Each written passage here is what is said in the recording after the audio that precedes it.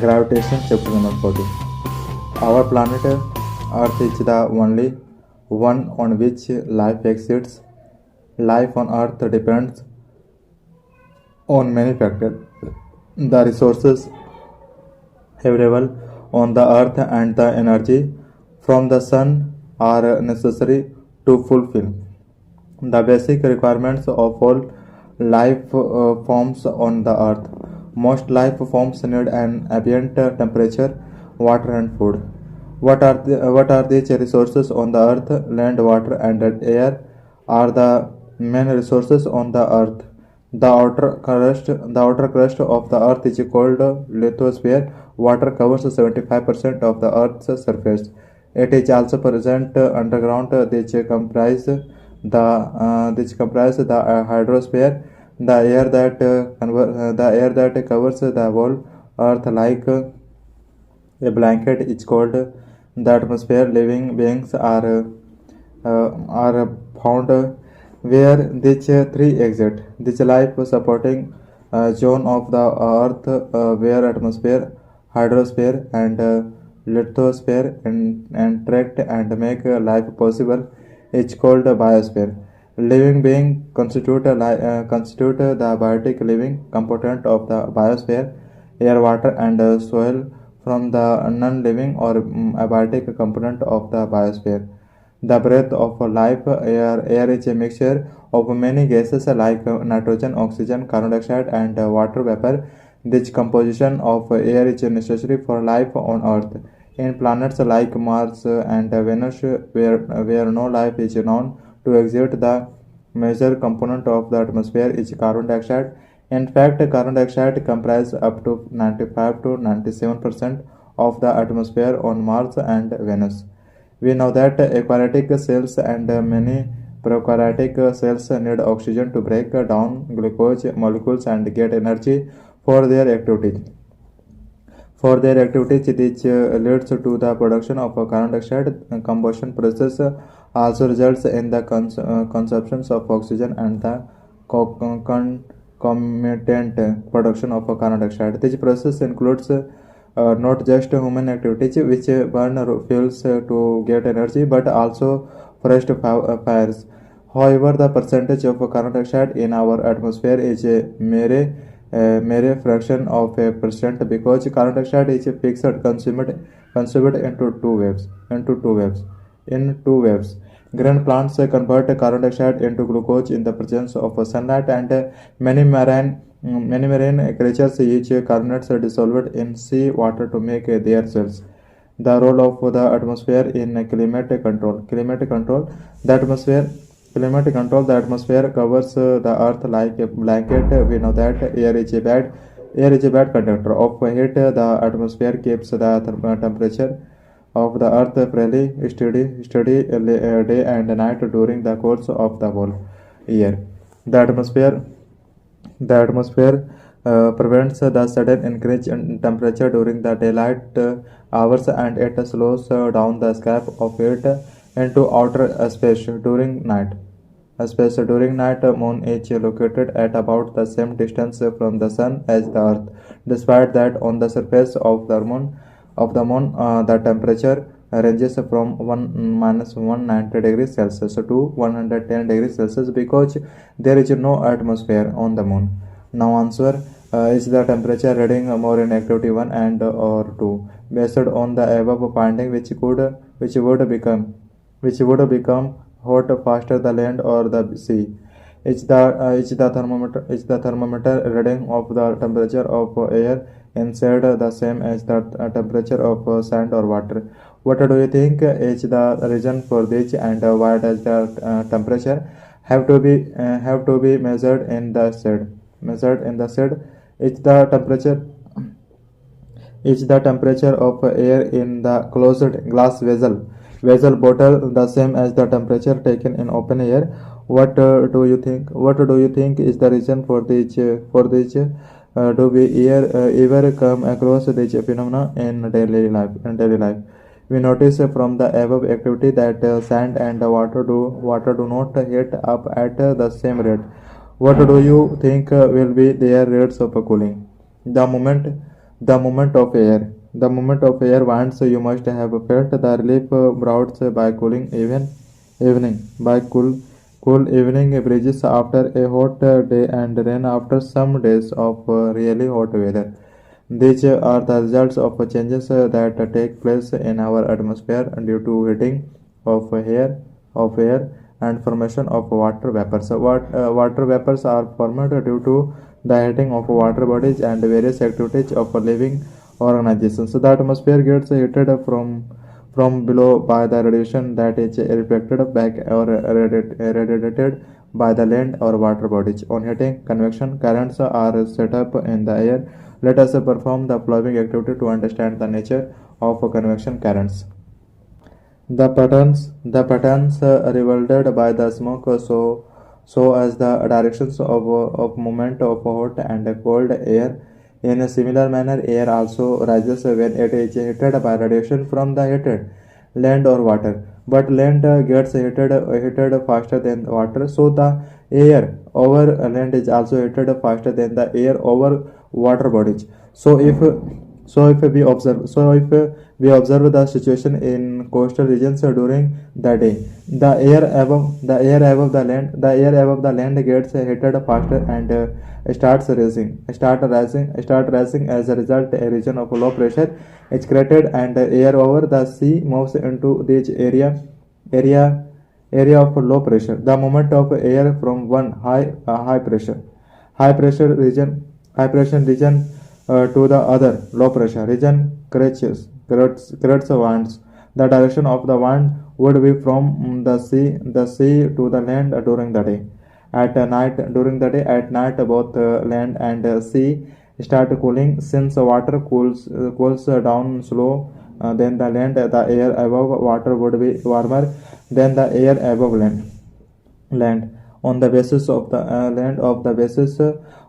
above discussion, what can you say about the appearance of areas of low and high pressure in coastal areas at night? In the direction in the direction in which air would flow at night in coastal areas.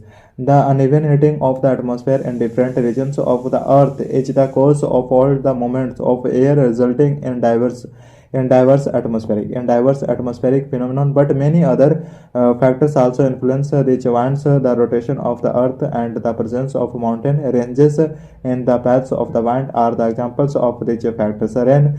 Let us come to the question of how clouds are formed and bring as rain. Let us perform a simple experiment which demonstrates some of the factors influencing these climatic changes.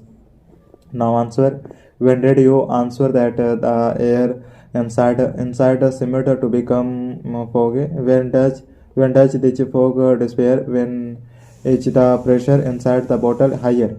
Is the fog observed when the pressure is in the bottle is high or when it is low? What is the need for smoke particles inside the bottle for this experiment? What might happen? What might happen if you do the experiment without the smoke from the incense stick? Now try it and check if the prediction was correct. What might be happening in the above experiment in the absence of smoke particles? The above experiment revolves on a very small scale. What happens when air with a very high content of water vapor moves from a region of high pressure to a region of low pressure or vice versa? When water bodies are heated during the day, a large amount of water gets evaporated and goes into the air. Some amount of water vapor also gets into the atmosphere. Due to various biological activities, the air also gets heated and rises up, carrying the water vapor.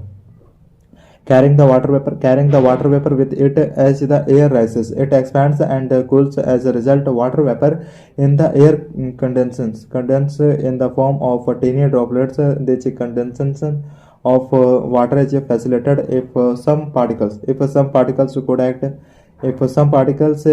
as the nucleus for these drops to form around. This function is performed normally by dust and other suspended particles in the air. Once Once the water droplets are formed, they grow bigger by the condensation of other water droplets. These drops then fall down in the form of rain. Sometimes, when the temperature of air is low enough, precipitation may occur in the form of snow, hail, or sleet. Prevailing wind patterns decide rainfall patterns in large parts of India. Rains are mostly brought by the southwest or northeast monsoons. You must have heard weather reports that say depressions in the Bay of Bengal have caused rains in the some areas. Air pollution You must have heard about the increasing levels of oxides of nitrogen and sulfur in the news. People often say that the quality of air has gone down since their childhood. How is the quality of air affected, and this change in quality affected as and other life forms. The fossil fuels like petroleum and coal contain a small amounts of nitrogen and sulfur. On burning of these fuels, nitrogen and sulfur too are burned and produce different oxides of nitrogen and sulfur. The inhalation of these gases is dangerous. These also dissolve in rain to give rise to acid rain. The combustion of fossil fuels also increases the number of suspended particles in air. These particles could be unburnt carbon particles or hydrocarbons. Presence of high levels of all these pollutants decreases visibility, especially in cold weather when water also condenses out of air. This is known as a visible direction, a visible a visual indication of air pollution. Studies have shown that regularly breathing the air containing any of these substances increases Alzheimer's, cancer, and heart disease. The increase in the amount of these harmful substances in air is called air pollution. What can you say about the levels of polluting substances away from roads and near roads on the basis of your findings? Above.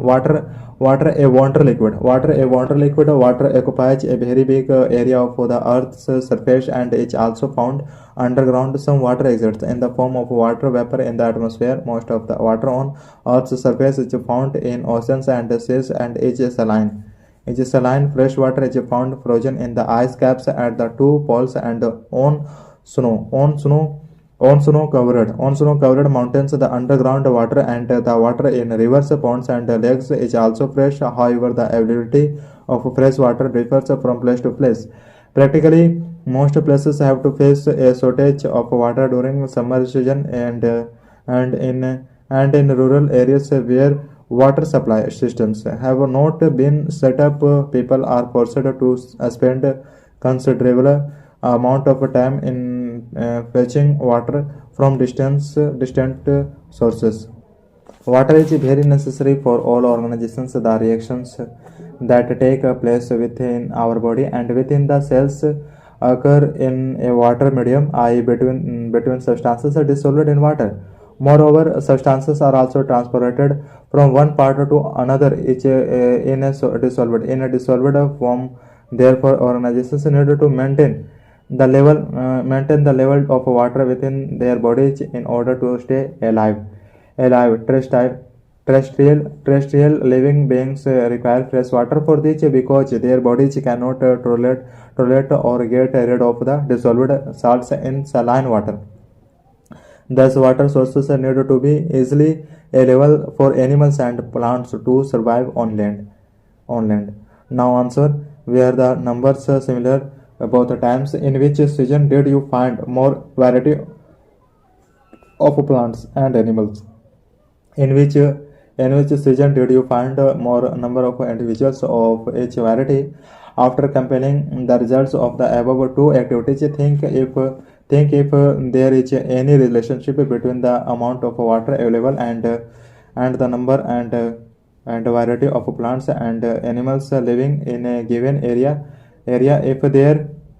If there is a relationship, where do you think you would find a greater variety and evidence of life in a region that receives 5 centimeter of rainfall in a year, or a region that receives 200 centimeter of rainfall in a year? Find the map showing rainfall patterns in the atlas, and predict which states in India would have the maximum biodiversity, and which would have the least. Can we think of any way of checking whether the prediction is correct?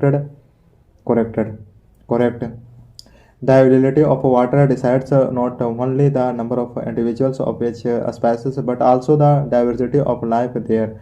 However, the availability of water is not the only factor that decides the sustainability of life in a region. Other factors such as the temperature and nature of soil also matter, but water is a major factor which determines life on land. Water dissolves the pesticides and fertilizers that are used in our farms. So some percentage of these substances get mixed into the water bodies. Sewage from our towns and cities and the waste from factories are also washed into lakes or rivers. Some industries also use water for cooling in different process, and later return this hot water to water bodies. The temperature of the water in rivers can be affected when water is raised from dams. The water inside the deep reservoir would be colder than the water at the surface that gets heated by the sun. All this can affect the life forms that are found in these water bodies. In many ways, it can encourage the growth of some life forms and harm some other life forms. This affects the balance between different organizations which had been established in that system. So we use the term water pollution to cover the following effects: the addition of undesirable substances to water bodies. These substances could be the pesticides and fertilizers used in farming, or they could be poisonous substances like mercury salts which are used by paper industry. This could be in disease causing organizations like the bacteria which cause cholera. The removal of desirable substances from water bodies. Dissolved oxygen is used by the plants and animals that live that live in water. Any change that reduces the amount of this dissolved oxygen would adversely affect these aquatic organizations. Other nutrients could also be depleted from the water bodies. A change in temperature. Aquatic organizations are used to a certain range of temperature in the water body, and a sudden change in each temperature would be dangerous for them or affect their breeding. The larvae and eggs of various animals are particularly susceptible to temperature changes. Mineral riches Mineral riches in the soil. Soil is one of the most important resources that decides the diversity of life in an area. The outermost layer of our earth is called the crust, and the minerals that are found in this layer supply a variety of nutrients to life forms, but these minerals will not be available to the living beings. If the minerals are bound up in huge rocks over a long period of time, thousands and millions of years, the rocks at or near the surface of the earth are broken down by various chemical, physical, and some biological processes. The end product of this breaking down is the fine particles of soil, but the factors or process that make soil are the sun heats up rocks during the day. Due to which they expand at night. These rock cool down and thus contract. All parts of the rocks do not expand and contract at the same rate, which cause the formation of cracks. Ultimately, the huge rocks break up into smaller pieces. Water helps in the formation of a soil in two ways. One, water enters into the cracks rocks in the rocks formed due to uneven heating by the sun. This water later freezes and causes the cracks to widen. Flowing water water breaks even hard rock over long period of time. Fast flowing water carries big and small particles of rock downstream. These rocks rub against other rocks, resulting the rocks to wear down into a smaller and smaller particles. The water then carries these particles with it and deposits it along its path. Soil is thus found in places far away from its parent rock. Wind as water, wind as water rubs was wind as water rubs against rocks and wears them down. Strong winds also erode rocks down. The wind can also carry sand from one place to other like water. Living organisms Living organizations also affect the formation of a soil as we read earlier. The lichen grows on the surface of rocks while growing. They release certain substances which cause the rock surface to form a thin layer of soil. Other small plants like moss can grow on this surface now, and they cause the rock to break further further. The roots of bigger trees sometimes go into the cracks in the rocks, and as the roots grow, the crack is forced bigger and wider. From above activity, we can say that soil is a mixture. It contains small particles of rock of different sizes. It contains bits of decayed living organisms called humus. In addition, soil also contains various forms of microscopic organisms. The type of soil is decided by the average size of particles found in it, and the quality is decided by the amount of humus and the microscopic organisms found in it. Humus is an important factor in deciding the soil structure. It makes the soil to become more porous and allows water and air to penetrate deep underground. The mineral nutrients found in a particular soil depend on parent rock, the nutrient content, the amount of humus, and the depth of the soil are amount of the factors that decide which plants or crop will thrive on that soil. Thus, the outermost layer of the soil that contains humus and living organisms in addition to the soil particles is known as the topsoil. The quality of the topsoil is a major factor that decides biodiversity in that area. Modern farming involves the use of large amounts of pesticides and fertilizers. Use of these substances for long periods of time can distort the soil structure by killing the soil structure by killing the soil microorganisms which recycle nutrients in the soil. It also kills the earthworms which make the soil porous and rich in humus. Fertile soil may turn burn if sustainable practice are not followed. Removal of useful components from the soil and addition of such substances which adversely affect the fertility of the soil and kill the diversity of organisms that live in it. It's called soil pollution. The soil has been created over a very long period of time. Some of the factors that created the soil may be responsible for the removal of the soil. Two fine particles of soil may be moved above by flowing water or wind. If all the soil gets washed away and the rocks underneath are exposed, would lose a valuable resource because very little will grow on the rock. The plants have an important role in preventing soil erosion. The large-scale deforestation all over the world not only destroys biodiversity but also leads to soil erosion. Topsoil with no vegetation is likely to be removed very quickly, and this is faster in hilly or mountainous regions. Process of soil erosion is very difficult to reverse. Vegetative cover on the ground has an important role to play in the percolation of water into the deeper layers. To biogeochemical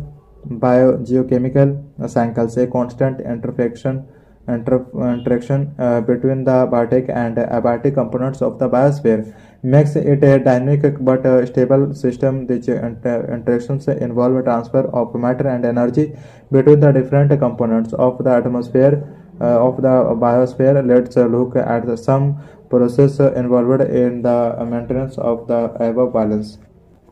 The water cycle. The water evaporates from the water bodies which after conditions causes rain, but the seas and oceans don't dry up. The whole process in which water evaporates and falls on the land as rain and then flows back into the sea view rivers is known as a water cycle. This cycle is not as straightforward and simple as it seems to imply. All of the water that falls on the land does not immediately flow back into the sea.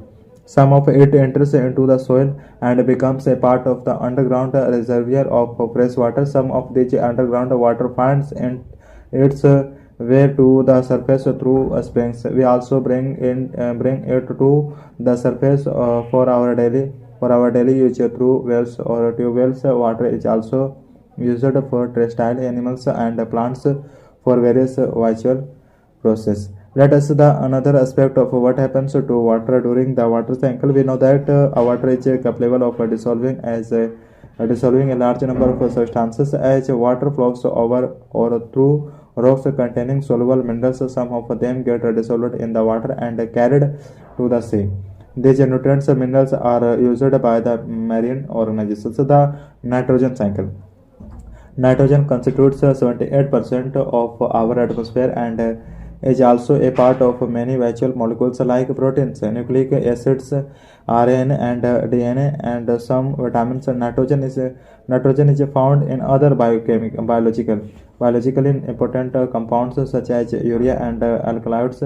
Too, nitrogen is thus as an essential nutrient for all living beings, and life would be simple if all these living beings could use the atmosphere nitrogen directly, but only a few forms of bacteria can convert the comparatively inert nitrogen molecule into nitrates and nitrites, which can be taken up and used by other organisms to make the required molecules.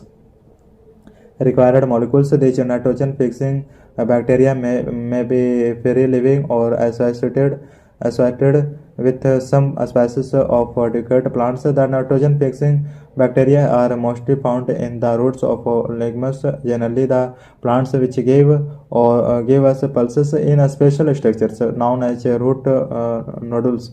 Other than these bacteria, the nitrogen molecule is converted to nitrates and nitrates by a physical process during lightning. During lightning, the high temperatures and pressures are created in the air which convert nitrogen into its oxides. These oxides get dissolved in water to form nitric and nitrous acids and fall on land along with rain. These are then utilized by various living beings. Plants generally use nitrates and nitrates and convert them into amino acids, which are used to make proteins. Some other biochemical processes are used to make the other complex nitrogen compounds. These proteins and other complex compounds are further consumed by animals. After the death of the animal or plant, other bacteria in the soil convert the various nitrogen compounds back into nitrates and nitrates. This process is called nitrification. A different type of bacteria which convert the nitrates and nitrates into elemental nitrogen are called denitrifying bacteria. Thus, there is a nitrogen cycle in nature in which atmosphere nitrogen passes from its elemental from into simple molecules in the soil and water, which get converted to more complex molecules in living beings and back again to the simple nitrogen in the atmosphere after their death. The carbon cycle. Carbon is found in different forms on the earth. It occurs in the elemental form as graphite and diamonds at combined from it is found as carbon dioxide in the atmosphere as carbonate and hydrogen carbonate salts in various minerals or life forms. All life forms are based on carbon containing molecules like carbohydrates, proteins, fats, nucleic acids, and vitamins. The endoskeletons and exoskeletons of various animals are also formed from carbonate salts. Carbon present in the form of carbon dioxide in the atmosphere or dissolved in water is incorporated into life forms through the basic process of photosynthesis performed in the presence of sunlight. By all life forms containing chlorophyll, glucose molecules are synthesized by this process. These glucose molecules are either converted into other substances are used to provide energy for the synthesis of other important molecules. The use of glucose to provide energy to living things involves the process of respiration in which oxygen may or may not be used to convert glucose back into carbon dioxide. This carbon dioxide then goes back into the atmosphere. Combustion is the another process that adds carbon dioxide into the atmosphere. Fuels are burnt to provide energy for various needs like cooking, heating, transpiration, and industrial process. In fact, the percentage of carbon dioxide in the atmosphere have doubled since the industrial revolution when men started burning fossil fuels or diesel, petrol on a very large scale. Carbon like water is thus recycled rapidly through different forms by the various biological and physical activities. The greenhouse effect. Recall the reading taken by you under point third in activity 1. Heat is trapped by glass and therefore the temperature inside a glass enclosure will be much higher than the surroundings. This property was used to create an enclosure where tropical plants could be kept warm during the winter season. In colder climates, such enclosures are called greenhouse. Some gases prevent the escape of heat from the earth and increase in the percentage of such gases in the atmosphere would increase the average temperatures worldwide. This is called the greenhouse effect. Carbon dioxide is one of the greenhouse gases, and increase in its percentage in the atmosphere would cause more heat to be retained by the atmosphere and thus lead to global warming. The oxygen cycle. Oxygen is found in the elemental form in the atmosphere to extent of 21%. It also occurs in the combined form in the Earth's crust as well as in the air in the form of carbon dioxide. In the crust, it is found in the form of carbon dioxide. In the crust, it is found as the oxides of most metals and silicon, and also as sulfate, carbonate, nitrate, and other minerals. It is also an essential content of most biological molecules like proteins, carbohydrates, fats, or lipids, and nucleic acids.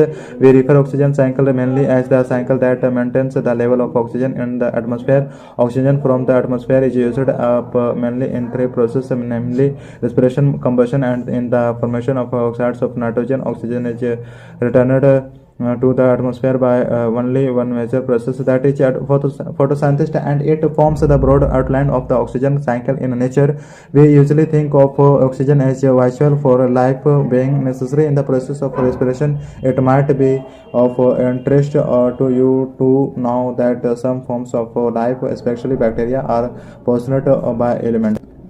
Oxygen. In fact, even the process of nitrogen fixing nitrification by bacteria does not take place in the presence of oxygen. Ozone layer.